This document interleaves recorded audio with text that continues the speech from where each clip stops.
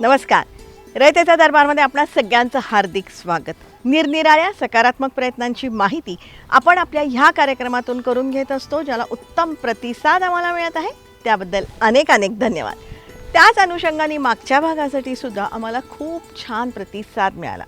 मागच्या भागामध्ये आपण महसूल विभागाची एक प्रणाली आहे त्याबद्दल जाणून घेतलं होतं आणि ह्या प्रणालीसाठी AIचाही वापर करण्यात आला होता. पुण्याचे अतिरिक्त जिल्हाधिकारी सुहास मापारी सरांनी ही प्रणाली तयार केली आहे. मुळात गौण खनिजामध्ये जे गैरव्यवहार चालतात ना, त्याच्यावर नियंत्रण मिळवण्यासाठी ही प्रणाली त्यांनी तयार केलेली आहे आणि ह्या प्रणालीची अंमलबजावणीसुद्धा सुरू झालेली आहे आणि त्याचे खूप लाभसुद्धा मिळत आहेत. याविषयीची संपूर्ण माहिती आपण जाणून घेतली. अशाच प्रकारची वेगवेगळ्या विषयांवरची माहिती जर का तुम्हाला हवी असेल ना, तर रयतेचा दरबारचा प्रत्येक एपिसोड आपण बघायला पाहिजे. त्यासाठीच एकमेकांना मदत करू, एकमेकांची काळजी घेऊया आणि सगळ्यांचं जगणं समृद्ध करूया. त्यासाठीच रयतेचा दरबार.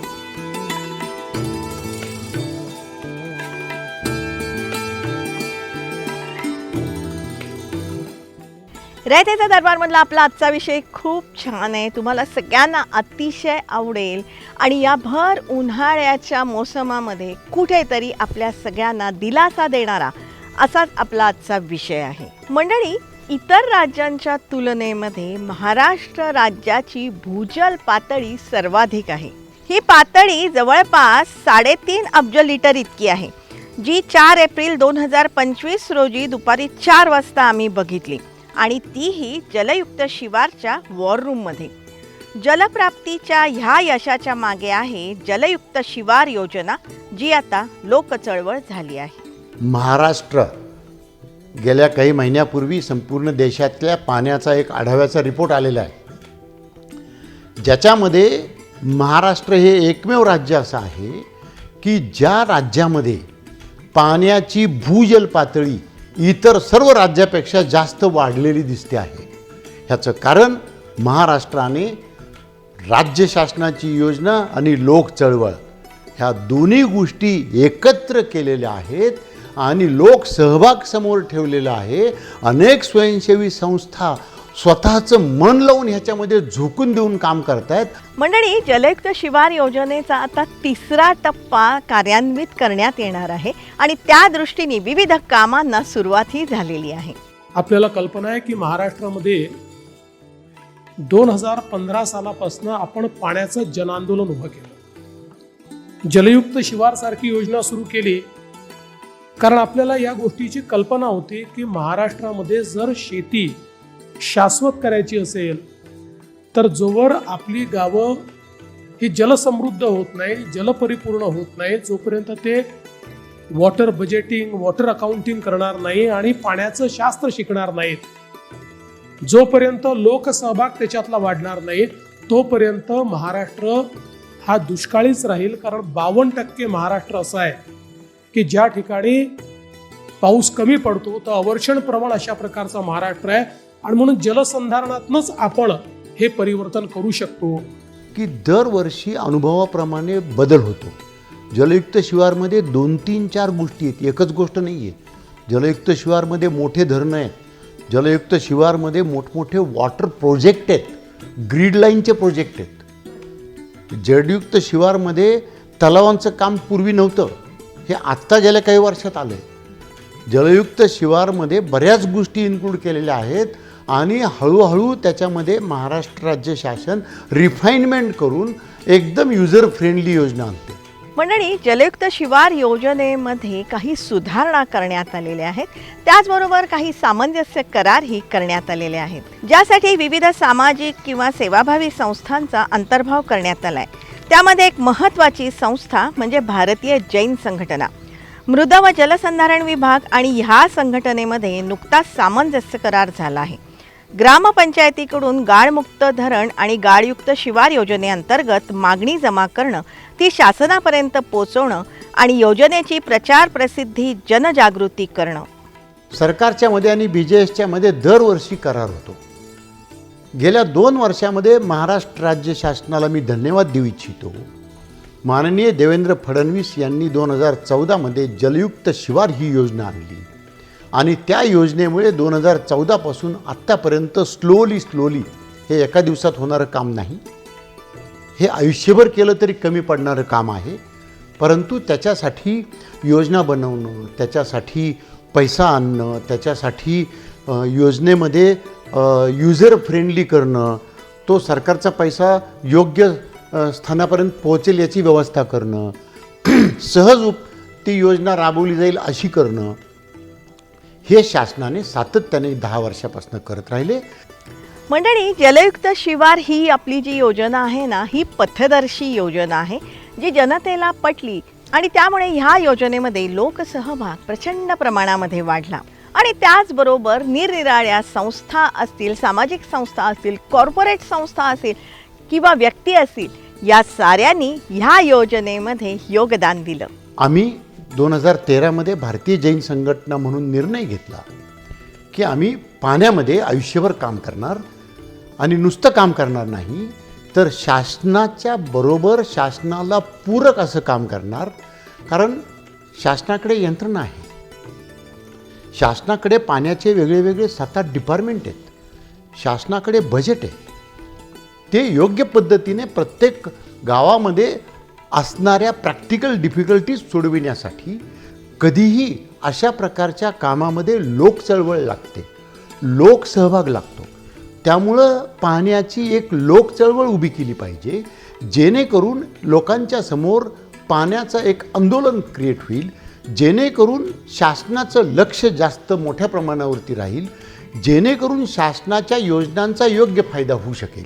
मंडळी, या सगळ्या संस्थांच्या बरोबर आपल्या जनता दरबारचं योगदान सुद्धा आपल्याला मान्य करावंच लागेल. संपूर्ण राज्यभर भ्रमंती करून आपण जलयुक्त शिवारचे जवळपास 50 ते 60 एपिसोड जनता दरबारात केले आहेत. अगदी गडचिरोलीपासून जव्हार मोखाडापर्यंतच्या जलयुक्त शिवारच्या यशोगाथा, कामं, त्याची प्रगती आपण मांडलेली आहे. लाभार्थ्यांची मनोगत आपण ऐकलेली आहे. जलयुक्त शिवारमुळे पाणी मिळते हा विश्वास जनतेला मिळाला. त्यासाठीची जागृती खूप महत्त्वाची होती, जी जनता दरबारमुळे आम्ही म्हणजे मी आणि कमलेश चंगेडी यांनी केली. त्याबद्दल अनेक पुरस्कारही आम्हाला मिळाले. पण त्याहीपेक्षा गावागावांमध्ये जलप्राप्ती होते आहे याचा आम्हाला फार आनंद आहे. आमच्या जलयुक्त शिवारच्या वाटचालीचा एक ग्रंथही आम्ही लवकरच प्रकाशित करत आहोत. मंडळी, आज आपण जलयुक्त शिवार योजनेला प्रचंड बळ देणाऱ्या शांतीलाल मुथा सरांचं योगदान जाणून घेणार आहोत. सुरुवातीच्या काळामध्ये आम्ही एक जिल्ह्यामध्ये जाऊन मी एक महिना त्या ठिकाणी मुक्काम करून 100, 150, 200 तलाव त्या जिल्ह्यातले गाळ काढले. मग आमच्या निदर्शनाला आलं, हे गाळ जो आम्ही काढतो तलावातून, त्याच्यामुळे काय होतं, एकतर आम्ही गाळ काढतो, गाळ काढल्यामुळे तलावाची पाणी साठवण क्षमता वाढते. ते पाणी तलावामध्ये आल्यानंतर साठतं तर, परंतु त्याच्यामध्ये ते मुरतं. ते मुरलं तर गावातल्या विहिरी आणि बोरवेलसुद्धा चार्ज होतात. तिसरा फायदा काय आहे, तर तिसरा फायदा तो गाळ जर शेतकऱ्यांच्या शेतामध्ये जाऊन पसरवला गेला तर शेतकऱ्यांचा खतांचा वापर कमी होतो, जी बंजर जमीन असते ती उपजाऊ बनते आणि त्यांचं उत्पन्न एका वर्षात 2-3 पिकं घ्यावी लागतात. त्यामुळं शेतकऱ्यांचं उत्पन्न डबल टिबल होण्यासाठी त्याचा फायदा होतो. त्यामुळं नुसता जर गाळ काढला तर त्याचे कितीतरी मल्टिपल चांगले पॉझिटिव्ह इम्पॅक्ट जनतेमध्ये होतात. आणि गाळ काढत असताना एक चळवळ होते, लोक येतात, श्रमदानसुद्धा करतात. त्यामुळे एक प्रत्येक माणसाला हे पाणी माझं आहे, मी त्याला वाचवलं पाहिजे, मी त्याला साठवून ठेवलं पाहिजे, माझी काही जबाबदारी आहे ह्याची जाणीव क्रिएट होते. त्यामुळे आम्ही हा निर्णय घेतला. सुरुवातीला आम्ही गाळ काढत होतो तेव्हा आम्ही प्रयोग करत होतो. आम्ही आमच्याच मशीन लावायचो, डिझेल आम्हीच द्यायचो, गाळ आम्हीच वाहून शेतकऱ्यांना नेऊन द्यायचो. हळूहळू 2-4 वर्ष हे काम आम्ही सुरू केल्यानंतर मग आम्ही त्याच्यात लोकांचा सहभाग कसा होईल, प्रत्यक्ष फील्डवर काम केल्यानंतरच त्या कामातल्या खाचाखोचा उणीवा त्रुटी हे जे काय आहे ना हे नेहमीच समजत असतं आणि त्यात जाणून घेऊन सरांनी राज्य सरकारला विविध सूचना केल्या. मग आम्ही लोकांना अशी विनंती करायला लागलो की आम्ही गाळ काढून देतो, तुमच्या शेतीला उपयोगीला येईल, तुम्ही तो गाळ घेऊन जा तुमच्या खर्चाने. म्हणजे गाळाची वाहतूक करण्याचा खर्च हा 70%. मग ते शेतकरी लोक त्यांच्या खर्चाने गाळ घेऊन जाऊ लागले, त्यांचं ट्रॅक्टर वापरू लागले आणि प्रोजेक्टमधला आमचा 70% खर्च कमी झाला. मग हळूहळू मी राज्य शासनाला सांगितलं की आम्ही मशीन पुरवतो, तुम्ही डिझेल पुरवा मशीनपर्यंत, आम्हाला पैसे नका देऊ. भारतीय जनसंघटना पैसा घेत नाही शासनाकडून. मग आम्ही मशीन पुरवायला सुरुवात केली, सरकारने मशीनमध्ये डिझेल भरायला सुरुवात केली, शेतकऱ्याने गाळ घेऊन जायला सुरुवात केली. मग 2-3 वर्ष गेल्यानंतर ही योजना जशी यशस्वी होऊ लागली, भारतीय जैन संघटना आणि महाराष्ट्र राज्य सरकार यांच्यामध्ये विविध करारही करण्यात आले आहेत. आणि आजचा विषय असा आहे की गेल्या 3 वर्षापासून आम्ही राज्य शासनाबरोबर विचारविनिमय करून कोणती गोष्ट सोपी आहे आणि त्याचा GR कसा काढला पाहिजे. उदाहरणार्थ, जर गाळ काढायचा तर सगळीकडे एकच रेट असला पाहिजे. मग आम्ही राज्य शासनाला रिक्वेस्ट केली की तुम्ही एक रेट ठरवा, म्हणजे महाराष्ट्रामध्ये टेंडरची गरज नाही, कशाचीच गरज नाही. ते महाराष्ट्र शासनाने ॲक्सेप्ट केलं. रेट फिक्स झाल्यानंतर ही सगळी कामं NGOना द्या असं मुथासरांनी राज्य सरकारला सुचवलं.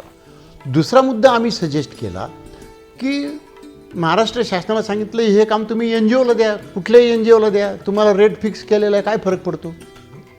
महाराष्ट्र शासनाने ते काम NGOला ब्लँकपणे कलेक्टरला सांगून NGOला द्यायला सांगितलं.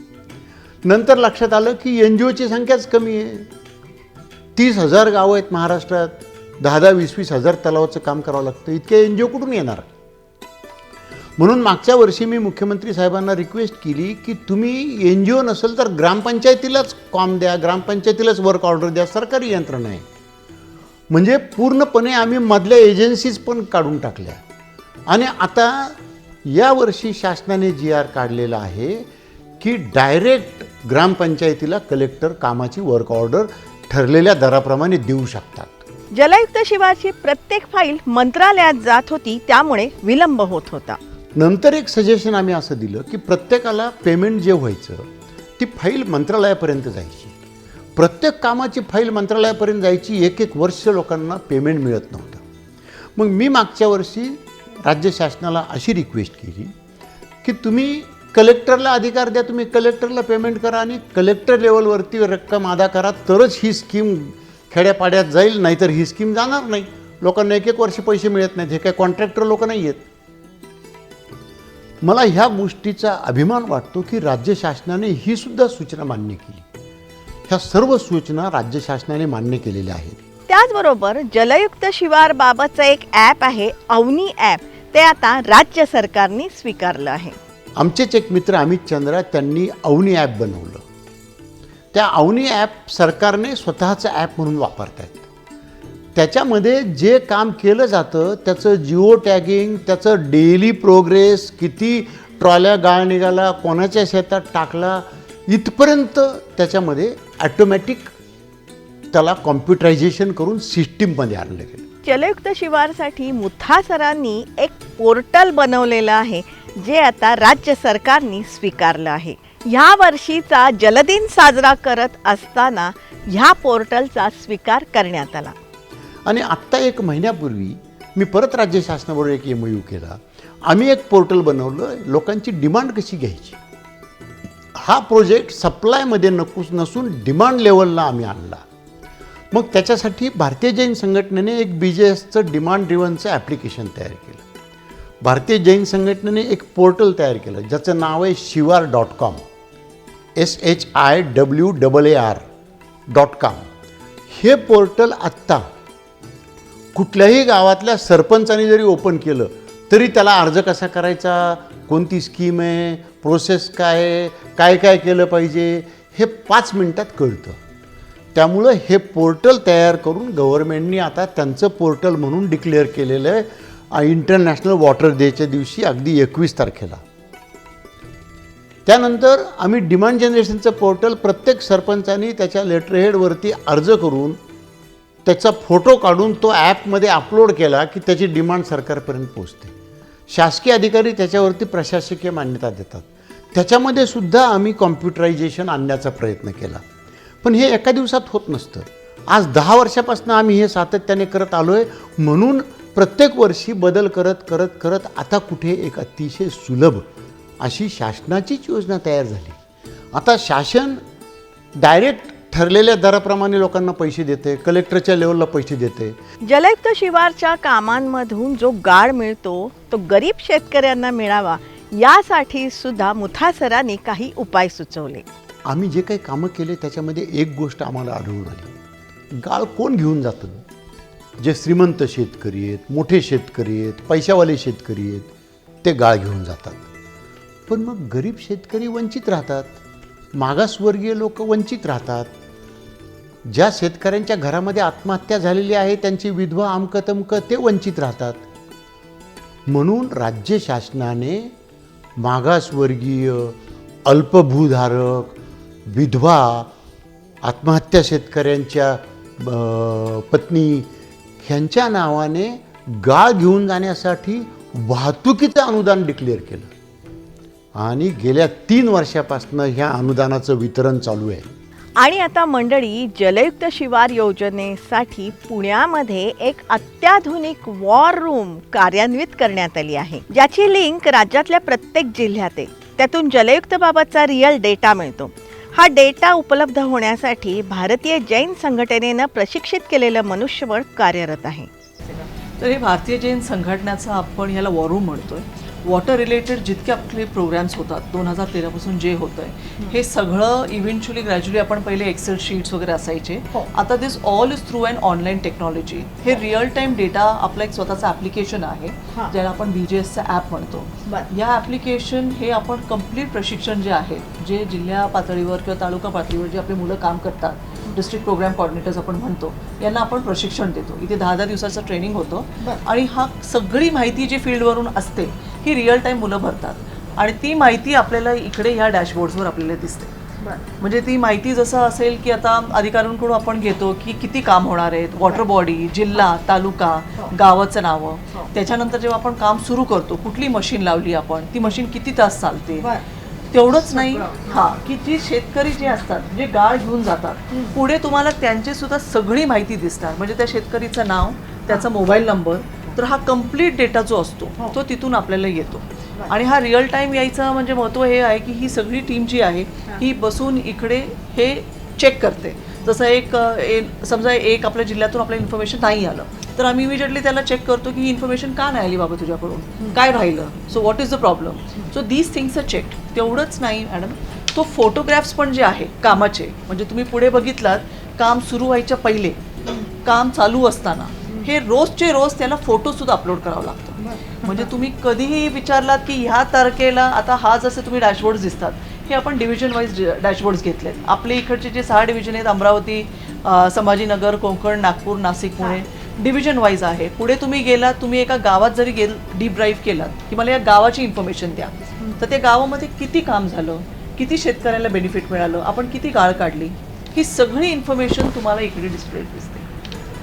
पण आता जलयुक्त शिवारचं काम जे चालू 2014 पासून आजवर चालू आहे, थांबलेलंच नाहीये. नाही, 2013 मध्ये मुथा सरांनी स्वतःहूनच बीड, कारण त्यावेळी फारच तिकडे परिस्थिती गंभीर होती, तर बीडमध्ये काम सुरू केलं आणि इव्हेंच्युअली ग्रॅज्युअली हे आपण गव्हर्नमेंटबरोबर काम करायला सुरू केलं. तर हे प्रोग्राम्स वेगळे वेगळे, एक सुजलाम सुफलाम म्हणून आपण राबवलं, जो एक डिस्ट्रिक्ट लेवल प्रोग्राम होता. बुलढाण्यापासून सुरू केलं आपण ते, आणि त्याच्यानंतर मग बुलढाणा, वाशिम, अकोला, लातूर, उस्मानाबाद, आणि आता आपण जे करतोय, कारण आपला जो मॉडेल आहे तो इतका फेमस झाला आहे, तो फक्त बुलढाण्यातच नाही, महाराष्ट्रातच नाही, अख्ख्या भारतामध्ये तो प्रसिद्ध झाला आहे. तर असा मॉडेल आता संपूर्ण महाराष्ट्रामध्ये, कारण एक एक जिल्ह्यात तुम्ही कधी पण करणार, तर गव्हर्नमेंटने हा प्रोग्राम घेतला आहे. ओके. आणि पहिल्यांदा असं झालं आहे की महाराष्ट्रामध्ये की तुम्ही ग्रामपंचायत असलात तरी तुम्ही हे मॉडेल तुमच्या इथे राबवू शकता. कम्प्लीट ह्याचं प्रशिक्षण जे आहे हे www.shivar.com या पोर्टलवर तुम्हाला मिळेल. आणि तुम्हाला जर काही तुम्ही तिकडे करताल फील्डवर, ती सगळी इन्फॉर्मेशन आपल्याला आपण इथे सगळी कलेक्ट करतो.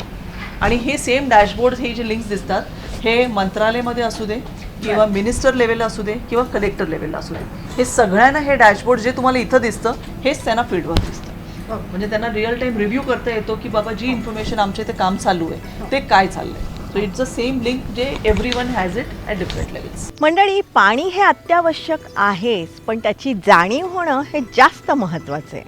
गेली 38 वर्षापासून आम्ही संपूर्ण महाराष्ट्रामध्ये आणि महाराष्ट्राच्या बाहेरही वेगवेगळ्या प्रकारचे सामाजिक कार्य करत आलेलो आहोत. त्यामध्ये खास करून पाण्याच्या संदर्भामध्ये जर सांगायचं असेल तर पाणी हे जीवन आहे आणि पाण्याचं खूप मोठं महत्त्व प्रत्येक व्यक्तीच्या लाईफमध्ये आहे. पाण्याशिवाय माणूस जगू शकत नाही. पण मी अनेक वर्षापासून असं ऐकतोय की इथून पुढचं युद्ध झालं तर ते पाण्यावरती होईल. त्याची प्रचिती गेल्या 12 वर्षापासून यायला सुरुवात झाली. महाराष्ट्रामध्ये 2013मध्ये एक मोठा दुष्काळ आला. म्हणजे संपूर्ण देशामध्ये महाराष्ट्र एक असं राज्य आहे की एका जिल्ह्यावरून, सांगलीवरून लातूरपर्यंत पिण्याचं पाणी ट्रेननी घेऊन गेले. म्हणजे अशा प्रकारचा काळा दिवस परत महाराष्ट्रामध्ये कधीही येऊ नये असं आम्हाला वाटतं. आणि आता पाणी मिळवण्याचा मार्ग आपल्याला सापडलेला आहे, जलयुक्त शिवार योजना. आणि त्यासाठीच जलयुक्त शिवार योजनेची शिस्तबद्ध कार्यवाही करणं आवश्यक आहे आणि त्यातून पाणी मिळवायचं. जरी पाऊस भरपूर पडला तरी क्लायमेट चेंजमुळं ऊन जर जास्त पडलं तर त्याचं बाष्पीभवन होतं आणि तुम्ही परत कोरडे होता. त्यामुळं मी महाराष्ट्राच्या जनतेला आवाहन करतो की ह्यामध्ये सातत्य ठेवणं गरजेचं आहे. पूर्ण दरवर्षी प्रत्येक ठिकाणी दुष्काळ पडतो, आदर तो ओला पडतो नाही तर सुका पडतो. मग त्या शेतकऱ्यांचं नुकसान होतं. संपूर्ण प्रक्रियेमध्ये भरडला जातो तो शेतकरी. आणि त्याच्यामुळे दरवेळेला प्रत्येक राज्य सरकारला आणि केंद्र सरकारला कर्ज माफ करण्याचं पॅकेज द्यावं लागतं. म्हणजे इतका मोठा बोजा राज्याच्या तिजोरीवरती येतो. हे जर आम्ही सगळ्या लोकांनी नीटपणाने काम करण्याचा प्रयत्न केला आणि शेतकऱ्यांना पाणी मिळालं, शेती झाली, पीक आलं, तर पाऊस जास्त आल्यानंतर ते पाणी कसं रोखायचं ते ॲटोमॅटिक होतं. पाऊस कमी पडल्यावर आपल्याकडचं पाणी कसं वापरायचं ते ॲटोमॅटिक होतं. त्यामुळे ह्याचा डबल टिबल फायदा होतो. हा फायदा जर झाला तर शेतकऱ्यांना कर्ज काढायची वेळ येणार नाही आणि सरकारला कर्ज माफ करायची वेळ येणार नाही. मंडळी, पाण्याचं काम करणाऱ्या या विविध संस्था म्हणजे भारतीय जैन संघटना असेल, नाम फाउंडेशन असेल, पाणी फाउंडेशन असेल, विविध व्यक्तिमत्व आहेत, त्याचबरोबर राज्य सरकारसुद्धा आहे. या साऱ्यांच्या एकत्रित प्रयत्नांमुळे जलयुक्त शिवारला यश मिळतं आहे. आणि ह्या यशोगाथा लोकांपर्यंत पोहोचवण्याचं एकमेव व्यासपीठ म्हणजे आपला रयतेचा दरबार. त्याच अनुषंगाने आपला आजचा भाग तुम्हाला कसा वाटला हे तुम्ही जरूर आम्हाला कळवा. संपर्कासाठी आमचा पत्ता आहे रयतेचा दरबार @gmail.com. जरूर आमच्याशी संपर्क साधा. तुमच्याकडे काही माहिती असेल, प्रश्न असतील, सूचना असतील तर तुम्ही आमच्यापर्यंत नक्कीच पोचवा. रयतेच्या दरबारमधले हे जे सगळे एपिसोड आहेत ना, 450च्या वर एपिसोड आहेत, हे तुम्ही वारंवार बघू शकता आमच्या यूट्यूब चॅनलवरून. जनतादरबार.jd आणि रयतेचा दरबार या दोन्ही नावाने आमची यूट्यूब चॅनल आहेत जी तुम्ही सबस्क्राईब करण्याची गरज आहे. रयतेचा दरबार आम्ही प्रसारित करत असतो दर सोमवारी रात्री 9 वाजता सह्याद्री वाहिनीवरून. सोमवारचाच हा एपिसोड आम्ही पुन्हा प्रसारित करत असतो दर शनिवारी सकाळी 8 वाजता सह्याद्री वाहिनीवरून. सोमवार रात्र 9, शनिवार सकाळ 8 हे जे दोन्ही एपिसोड आहेत ना, हे तुम्ही लाईव्ह बघू शकता सह्याद्री वाहिनीच्या फेसबुक पेजवरून. जरूर बघत राहा, कारण आम्ही ही जी माहिती तुम्हाला सांगतोय ना, या माहितीच्या उपयोगामुळे अनेकांचे लाभ होत आहेत किंवा होऊ शकतात. हा मात्र त्यासाठी रयतेचा दरबारचा प्रत्येक एपिसोड आपण नक्कीच बघायला पाहिजे. त्यासाठीच एकमेकांना मदत करू, एकमेकांची काळजी घेऊया आणि सगळ्यांचं जगणं समृद्ध करूया. त्यासाठीच रयतेचा दरबार.